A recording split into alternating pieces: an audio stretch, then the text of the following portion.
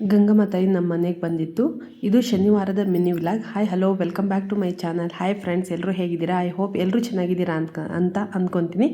ನಾನು ಚೆನ್ನಾಗಿದ್ದೀನಿ. ಏನಪ್ಪ ಅಂತಂದರೆ ವಿಶೇಷ, ತಾಯಿ ಗಂಗಮ್ಮ ತಾಯಿ ಪಕ್ಕದ ಮನೆ ಬ್ರದರ್ಸ್ ಮನೆಯಲ್ಲಿ ಬಂದಿದ್ದರು. ಅವತ್ತು ನಾವು ಪೂಜೆಗೆ ಹೋಗಿದ್ವಿ. ಪೂಜೆ ಹೋದ ನಂತರ ನಾವು ಸ್ವಲ್ಪ ಪೂಜೆ ಮಾಡಿದ್ದಾದಮೇಲೆ ನಿಮ್ಮ ಮನೆಗೆ ಬರ್ತೀನಿ ಅಂತ ಹೇಳ್ತು ಗಂಗಮ್ಮ ತಾಯಿ. ಸರಿ, ಅಮ್ಮನೇ ನಮ್ಮ ಮನೆಗೆ ಬರ್ತೀನಿ ಅಂದರೆ ನಾವು ಬೇಡ ಅನ್ನೋಕ್ಕಾಗುತ್ತಾ? ನಮ್ಮ ಮನೆ ಅದೃಷ್ಟ ಅದು.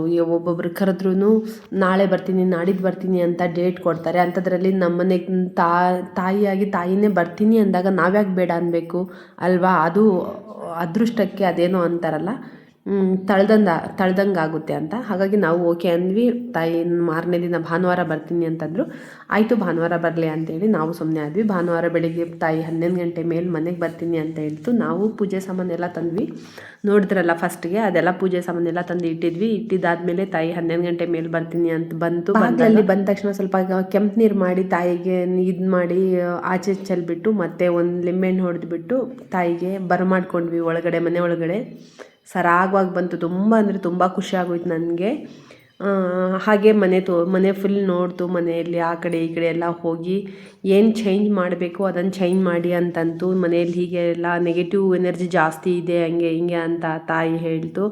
ಆಯಿತು ತಾಯಿ, ನೋಡ್ಕೊ ನೀನು ನನ್ನ ತಾಯಿ ಅಲ್ವಾ ಅಂತೇಳಿ ನಾವು ಆಯಿತು ಅಂತ ಹೇಳಿಬಿಟ್ಟು ನಾವು ತಾಯಿಗೆ ಮನೇಲಿ ಮಾಡ್ಕೊಂಡ್ಬಿಟ್ಟು ಎಲ್ಲ ರೂಮ್ಸ್ ಎಲ್ಲ ನೋಡ್ತು, ಎಲ್ಲೆಲ್ಲಿ ಏನೇನು ಅಂತ ಎಲ್ಲ ನೋಡಿ, ಎಲ್ಲ ನಮಗೇನು ಡೌಟ್ ಇದೆಯೋ ಅದನ್ನೆಲ್ಲ ಹೇಳ್ತು ತಾಯಿ. ಹೇಳಿದ ಮೇಲೆ ಮನೆ ಒಳಗಡೆ ಬಂದಿದ್ದಾದಮೇಲೆ ಎಲ್ಲ ಹೇಳಿದಾದಮೇಲೆ ಟೇಬಲ್ ಮೇಲೆ ನಾನೆಲ್ಲ ಪೂಜೆ ಸಾಮಾನು ಇಟ್ಟಿದ್ನಲ್ವ, ಆ ಪೂಜೆ ಸಾಮಾನೆಲ್ಲ ತೆಗ್ದು ಕೆಳಗಡೆ ಒಂದು ಚಾಪೆ ಹಾಕಿಬಿಟ್ಟು ಚಾಪೆ ಮೇಲೆ ಇಟ್ಬಿಟ್ಟು ಮತ್ತೆ ಆ ಟೇಬಲ್ ಮೇಲೆ ತಾಯಿನ ಕುಂದರ್ಸಿದ್ರು.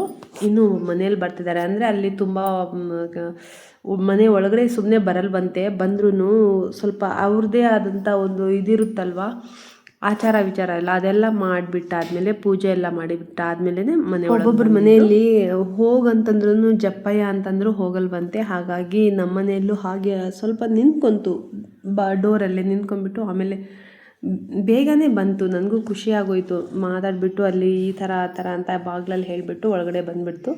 ನೋಡಿ ಬರ್ತಿರೋದು ನೋಡಿ ಅಲ್ಲಿ. ನನಗಂತೂ ತುಂಬಾ ಖುಷಿ ಆಗೋಯ್ತು. ಎಷ್ಟು ಖುಷಿ ಆಗೋಯ್ತು ಗೊತ್ತಾ, ಹೇಳೋಕ್ಕಾಗದೇ ಇರೋ ಅಷ್ಟು ಖುಷಿ ಆಗೋಯ್ತು.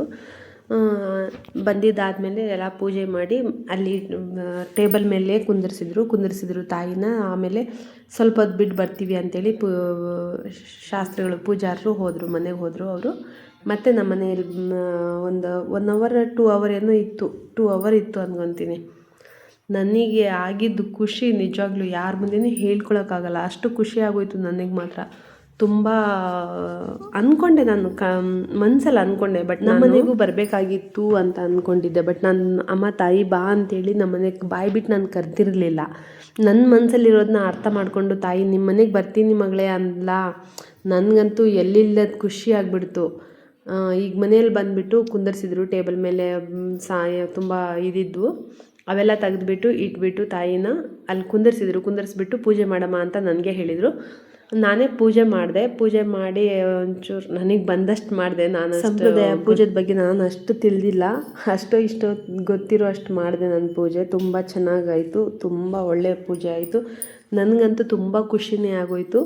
ತಾಯಿ ಬಂದು ಒಂದು 1 ಅವರ್ ಇತ್ತೇನೋ, 1 ಅವರ್ ಇದ್ಬಿಟ್ಟು ಸರಿ ಆಯ್ತಮ್ಮ ನಿನಗೆ ಸಮಾಧಾನ, ನಾನು ಹೋಗ್ಬೋದಾ ಮತ್ತೆ ಬೇರೆ ಕಡೆ ಅಂತಂತು. ತುಂಬ ಖುಷಿ ಆಗೋಯ್ತಮ್ಮ, ಹೋಗಿ ಬನ್ನಿ ಅಂತಂದೆ. ಮತ್ತೆ ಪೂಜಾರರು ಬಂದು ಮತ್ತೆ ಪೂಜೆ ಮಾಡಿಬಿಟ್ಟು ತಾಯಿನ ಕರ್ಕೊಂಡೋದ್ರು. ಈ ಥರ ನನ್ನ ಲಾಗ್ ಇತ್ತು. ಈ ಲಾಗ್ ನಿಮಗೆಲ್ಲ ಇಷ್ಟ ಆಗಿದ್ರೆ, ವಿಡಿಯೋ ನಿಮಗೆಲ್ಲ ಇಷ್ಟ ಆಗಿದ್ರೆ ಲೈಕ್ ಮಾಡಿ, ಶೇರ್ ಮಾಡಿ, ಕಮೆಂಟ್ ಮಾಡಿ, ಬೆಲ್ಲೈಕನ್ನ ಕ್ಲಿಕ್ ಮಾಡಿ. ವಿಡಿಯೋ ಆಲ್ಮೋಸ್ಟ್ ನಾನು ತೆಗ್ದಿರೋದಲ್ಲ, ನನ್ನ ಮಗ ವಿಡಿಯೋ ಮಾಡಿರೋದು. ನಾನು ಪೂಜೆಯಲ್ಲಿ ಬ್ಯುಸಿ ಇದ್ದೆ, ಹಾಗಾಗಿ ಥ್ಯಾಂಕ್ ಯು ಸೋ ಮಚ್. ಮತ್ತೆ ಇನ್ನೊಂದು ವಿಡಿಯೋದಲ್ಲಿ ಸಿಗೋಣ. Thank you so much.